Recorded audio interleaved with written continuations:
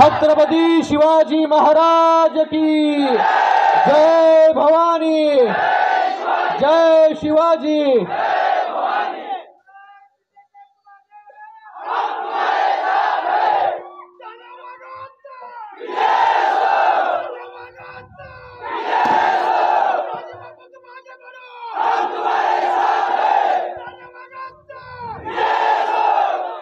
आज या सांगोला विधानसभेमध्ये आपल्या सगळ्यांचे लाडके आमदार आणि उमेदवार शहाजी बापू पाटील यांच्या प्रचारार्थ इतक्या मोठ्या संख्येमध्ये त्यांच्यावरती प्रेम करणारे लोक जे आहेत इकडे उपस्थित आहेत। मला हे चित्र बघून खूप समाधान वाटलं की आपल्या पाणीदार आमदारांनी जे काम केलं गेल्या 10 वर्षामध्ये त्याची प्रचिती जी आहे ही आज आपल्या सगळ्यांच्या समोर आहे। मगाशी मिरवणूक काढली आणि मिरवणुकीनंतर आता ही जाहीर सभा इथे होते।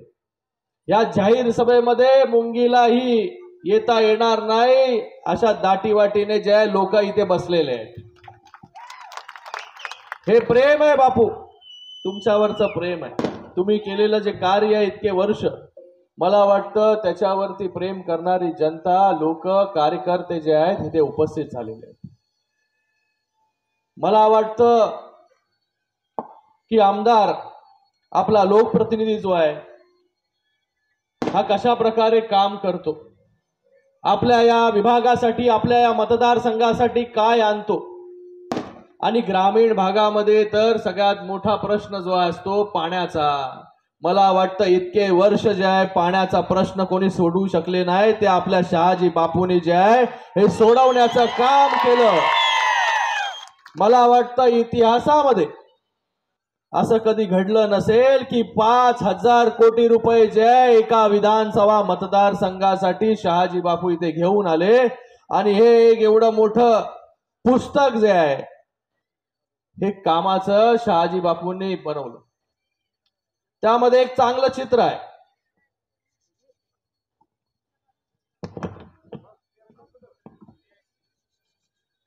हे चित्र मला वाटतं आपण सगळ्यांनी बघितलं पाहिजे। एका साईडला दुष्काळ आहे आणि दुसऱ्या साईडला पाणीच पाणी आहे। मला वाटतं हे चित्र जे आहे हे आपल्या मतदारसंघाचं सगळं काही सांगून जातं। आणि शहाजी बापूंनी मला वाटतं गेल्या 2.25 वर्षांमध्ये जेव्हा शिंदे साहेब मुख्यमंत्री झाले आपल्या सगळ्यांच्या सहकार्याने, तेव्हा खऱ्या अर्थाने या विधानसभेला विकास काय आहे, सरकार कशा प्रकारे काम करू शकतं, मुख्यमंत्री महोदय कशा प्रकारे काम करू शकतं, हे खऱ्या अर्थाने या विधानसभेने पाहिलं असेल, सांगोल्याने पाहिलं असेल, तर गेल्या 2.25 वर्षांमध्ये पाहिलं, शहाजी बापूंच्या रूपाने पाहिलं। त्याच्या अगोदरचे 2.5 वर्ष शहाजी बापूंनी सांगितले, 2.5 वर्ष शहाजी बापूंनी सांगितले की मुख्यमंत्री महोदय जे कशा प्रकारे लोकांना वेळ काढून काढून भेटत होते।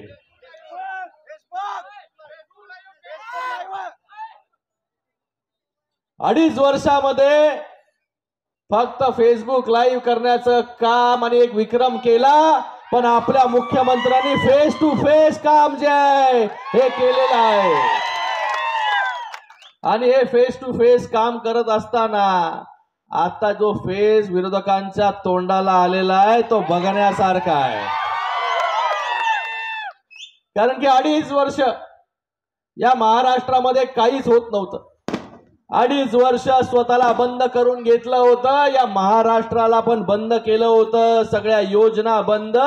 पण 2.25 वर्षांमध्ये जेव्हा शिंदे साहेब मुख्यमंत्री झाले तेव्हा या महाराष्ट्राच्या कानाकोपऱ्यामध्ये विकास घेऊन जाण्याचं काम केलं, योजना घेऊन जाण्याचं काम प्रत्येक गावाखेड्यावरती नेलं। शासन आपल्या दारी असेल, या शासन आपल्या दारी या कार्यक्रमाच्या माध्यमाने या महाराष्ट्रामध्ये 5 कोटी जे आहे लाभार्थी तयार झाले। 5 कोटी। अगोदर योजना नव्हत्या, अगोदर सरकार नव्हती का?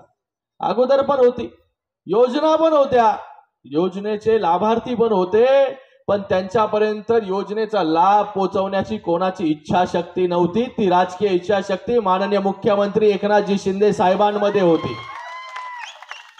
गेले 2.5 वर्ष आपण पाहताय, माणूस दिवस रात्र आपल्यासाठी काम करतो, दिवस रात्र आपल्यासाठी झटतोय. त्यांच्या बरोबर दोन्ही उपमुख्यमंत्री महोदय काम करतायत. आणि या 2.25 वर्षांमध्ये सरकार काय काय काम करू शकतं जर ठरवलं तर मला वाटतं या सांगोल्याकडे पाहिल्यानंतर आपल्याला माहिती पडतं की जिथे कधीच काही झालं नव्हतं, पाण्याचा वनवा होता, आज सगळीकडे पाणी घेऊन जाण्याचं काम आज शहाजी बापूंच्या माध्यमाने, या सरकारच्या माध्यमाने झालं, माननीय मुख्यमंत्री महोदयांनी केलं. सिंचन योजनेच्या माध्यमाने बघा इथे किती मोठे मोठे आकडे आपल्याला पाहायला मिळतात. स्वर्गीय बाळासाहेब ठाकरे उपसा सिंचन योजनेच्या माध्यमाने 889 कोटी रुपयांचा निधी मंजूर झाला. 40,000 एकर जे आहे हे क्षेत्र पाणी खाली आलं.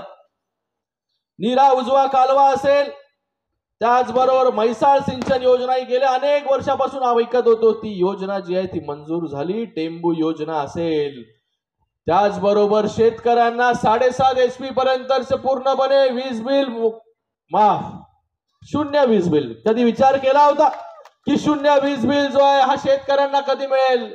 0 वीज बिल देण्याचं काम देखील सरकारने केलं. आणि मगाशी मला सांगितलं की जळीत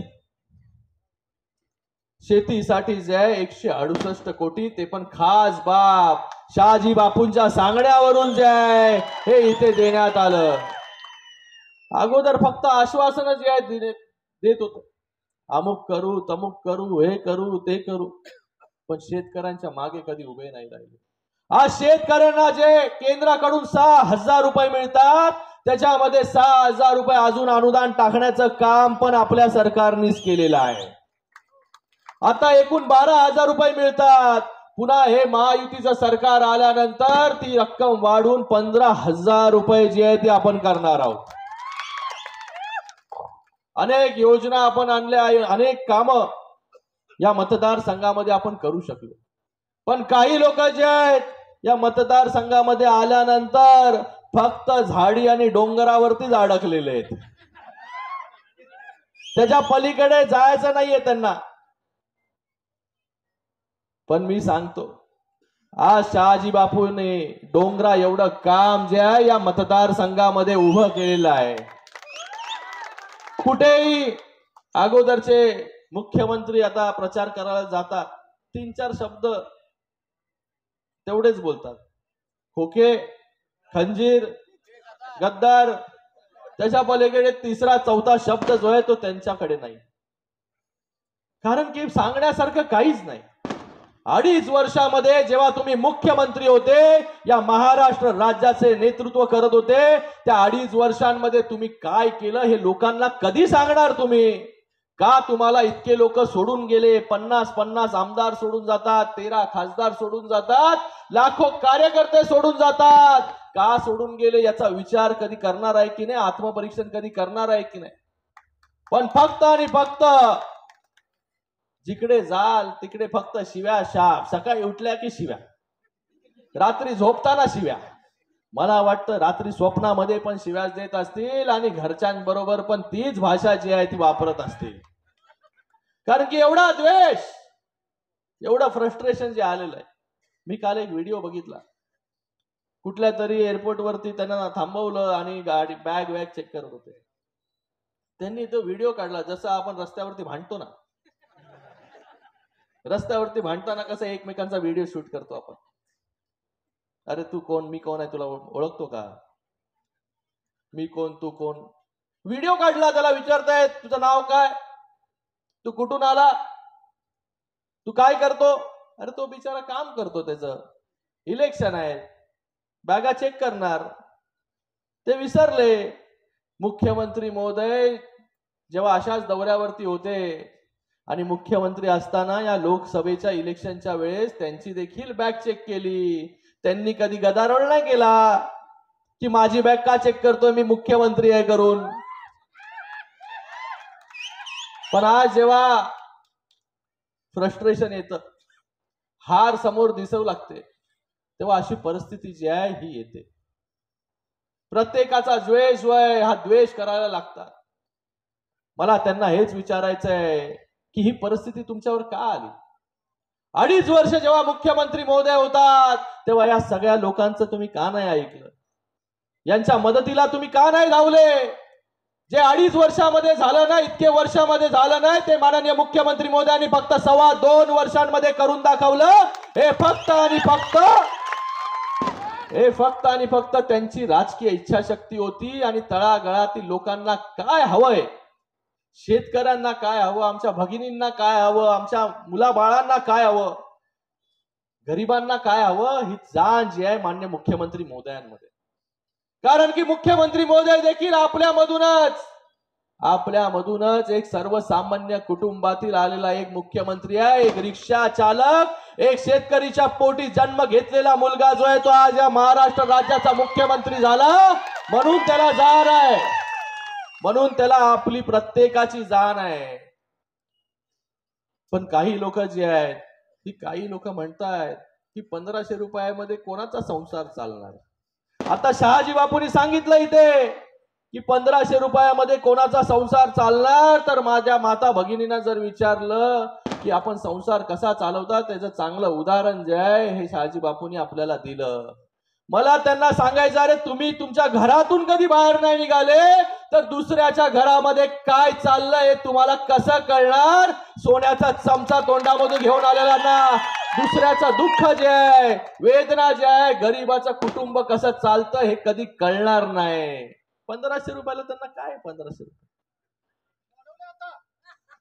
अरे 100% आपल्या सगळ्यांच्या सहकार्याने आणि आशीर्वादाने पुन्हा या महाराष्ट्रामध्ये महायुतीचं सरकार येतंय. आणि हे सरकार आल्या आल्या माता भगिनींना जे 1500 रुपये देतोय ते 2100 रुपये जे आहे ते आपण करणार आहे. 2100 रुपये आपण करणार आहोत. अगोदर यांना कधी सुचलं नाही, दानत नाही, फक्त इन्कमिंगच आहे, आउटगोईंग नाही. काय येत आहे ते येऊ द्या. अरे लोकांचं आहे ते तरी लोकांना द्या, तेवढी तरी दानत ठेवा. लोकांचं आहे ते लोकांना दिलं पाहिजे. तेच आम्ही 2.25 वर्ष करतोय. जे लोकांच्या हक्काचं आहे ते लोकांना देण्याचं काम जे आहे माननीय मुख्यमंत्री एकनाथजी शिंदे साहेब करतायत. म्हणून माता भगिनींना जे आहे 1500 रुपये दिले. एकीकडे त्यांचे लोक जे आहेत हे 1500 रुपयामध्ये काय होणार? एकीकडे काँग्रेसचा आमदार जो आहे तो कोर्टामध्ये जातो आणि बोलतो ही योजना आम्ही सरकारमध्ये आल्या पहिलं काम जर कुठलं करू तर ही योजना बंद करू.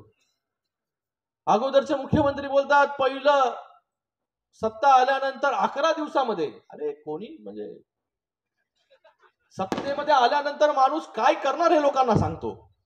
हे बोलतात सत्तेमध्ये आल्यानंतर 11 दिवसामध्ये सगळ्या योजना आम्ही बंद करून टाकू. म्हणजे सगळं स्वतःला तर बंदच राहायचंय, पण सगळ्या योजना देखील 2.5 वर्षासारखं बंद करायच्या आहेत.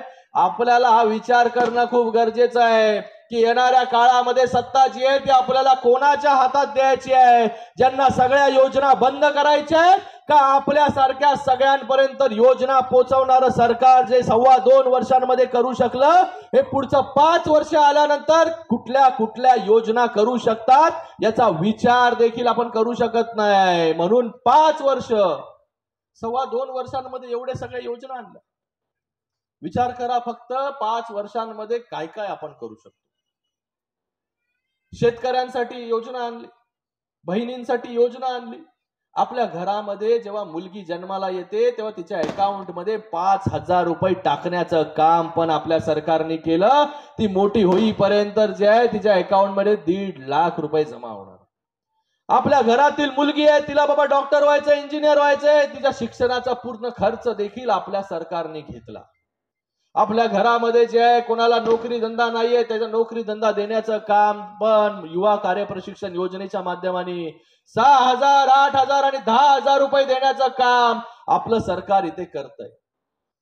पूर्ण परिवाराची जबाबदारी इथे घेतोय. ज्येष्ठ नागरिकांना 3000 रुपये देण्याचं काम आपण करतोय. आणि इथे ग्राम रोजगार सेवक आहेत. या ग्राम रोजगार सेवकांचा पण एक वेगळी कथा आहे. हे ग्राम रोजगार सेवक जे आहे प्रत्येक प्रत्येक ग्रामपंचायतीमध्ये एक ग्राम रोजगार सेवक असतो. त्या ग्राम रोजगार सेवकांना कधी मानधन मिळत नव्हतं. त्यांना फक्त कमिशनवरती पैसे मिळत होते. त्यांचं घर जे आहे ते 1000 रुपये 1500 रुपये याच्यावरती चालत होतं. ही बाब मान्य मुख्यमंत्री महोदयांना माहिती पडली आणि एका महिन्यामध्ये ग्राम रोजगार सेवकांचा निर्णय घेतला. त्यांना 8000 रुपये जे आहे मानधन देण्यासाठी सुरुवात केली आपण. हे जाण असणारे आपले मुख्यमंत्री महोदय आहेत. तर मला आपल्या सगळ्यांना मी इथे फक्त आपल्या सगळ्यांना विनंती करण्यासाठी आलो. शहाजी बापूंच्या माध्यमाने जी कामं या मतदारसंघामध्ये झाली बघा 2.25 वर्षांमध्ये झाली. अजून 5 वर्ष शहाजी बापूंना मिळाल्यावरती हा 5000चा आकडा किती होईल. आपल्याला इथे आता पाणी मिळालं. इथे आता आपल्या लोकांना नोकऱ्या देखील पाहिजे. मी आपल्याला शब्द देतो या सांगोल्यामध्ये जे आपलं सरकार आल्यानंतर MIDC जे आहे या सांगोल्यामध्ये आपण आणू. कारण की आपल्याला रोजगार आपल्या युवकांना जे आहे हे काम मिळालं पाहिजे.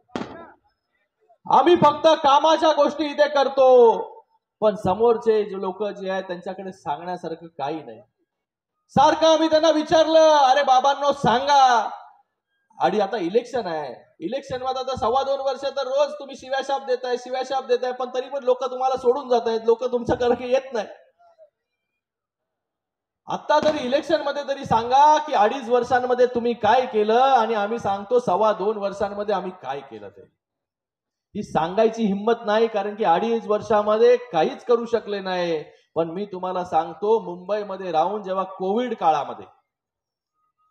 कोविडमध्ये सर्वात जास्त लोकांना अपेक्षा होती मुख्यमंत्री सहायता निधीची तेव्हा त्या 2.5 वर्षामध्ये फक्त 2.5 कोटी रुपये दिले आणि आपण या 2.25 वर्षांमध्ये 350 कोटी रुपये जे लोकांना मुख्यमंत्री सहायता निधी दिली.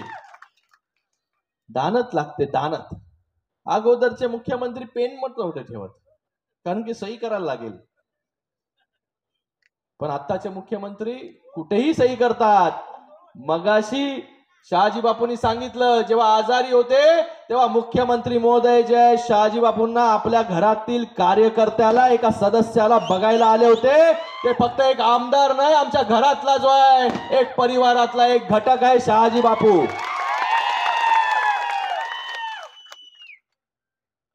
त्या शहाजी बापूंना भेटायला तेव्हा आले तेव्हा शहाजी बापूंनी सांगितलं मी तर ठीक होईन ठणठणीत होऊन जाईन पण माझी योजना जी आहे ती मंजूर करा. शहाजी बापू हे काम असतं आपल्या नेतृत्वाचं आपल्या मुख्यमंत्री महोदयांचं की आपल्या कार्यकर्त्याला काय पाहिजे आमदाराला काय पाहिजे तिकडच्या लोकांना काय पाहिजे ते लगेच त्वरित देण्याचं काम आणि एका रात्रीमध्ये जे आहे ती योजना मंजूर केली. असं हे नेतृत्व आहे.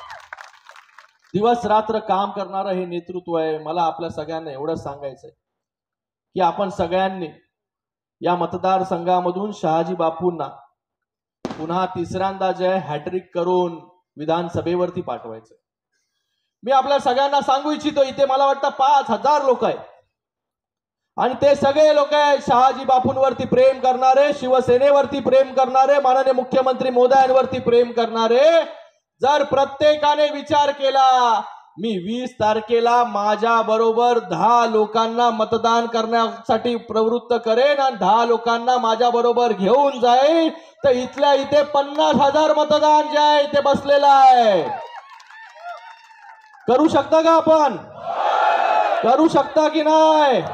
दोन्ही हात वर करून मला सांगायचं की प्रत्येक जण 10 लोकांना घेऊन जाताना एकटा जाणार नाही मतदान करायला. 10 लोकांना याच्या व्यतिरिक्त 10 लोकांना जर घेऊन गेलं तर शहाजी बापू जे आहेत हे मोठ्या मताधिक्याने जे आहे निवडून येतील. आणि मी आपल्या सगळ्यांना सांगतो शहाजी बापू जे आहे हे आमच्या मधले आता एक सिनियर लीडर आहे.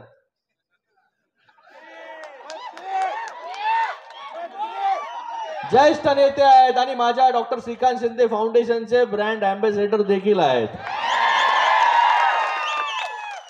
चांगलं काम अशा परिस्थितीमध्ये देखील बघा आजारी होते तरी पण आपल्या मतदारसंघाचा विकास कसा होईल त्याच्यासाठी त्यांनी काम केलं. आपल्या मनामध्ये शहाजी बापूंबद्दल जो काही विषय आहे तो विषय जे आहे माननीय मुख्यमंत्री महोदयांना नक्कीच जे आहे मी सांगण्याचं काम करेन। आणि आपल्या सगळ्यांची जी इच्छा आहे पण आपल्या सगळ्यांना शहाजी बापूंना मोठ्या मताधिक्याने जे आहे निवडून देऊन या सांगोल्यामधून निवडून आणावं लागेल एवढा शब्द जो आहे मला पाहिजे। अरे आपल्या भावना ज्या आहेत आपल्या भावना माननीय मुख्यमंत्री महोदयांपर्यंत 100% पोहोचवण्याचं काम करेल। आपल्या सगळ्यांचं मी खूप खूप धन्यवाद व्यक्त करतो। आज या कार्यक्रमाला श्रीकांतदादा देशमुख आहेत, राजश्रीताई पाटील आहेत, साठे साहेब आहेत, खंडू तात्या सातपुते आहेत, सुजितजी खुर्द आहेत, सागरदादा आहे, लवटेजी आहे, सतीश कोटेजी आहेत, ॲडव्होकेट महादेव कांबळेजी आहेत, विजय बनसोडेजी आहेत आणि समोर बसलेले सगळे शहाजी बापूंवरती प्रेम करणारी सगळी जनता। खरंच हे चित्र पाहून खूप मस्त वाटलं, समाधान वाटलं की एवढं प्रेम करणारी जनता जी आहे ती शहाजी बापूंच्या मागे खंबीरपणे उभी आहे। शहाजी बापू अब आगे बढ़ो, हम सब तुम्हारे साथ है। धन्यवाद। जय हिंद, जय महाराष्ट्र। धन्यवाद साहेब।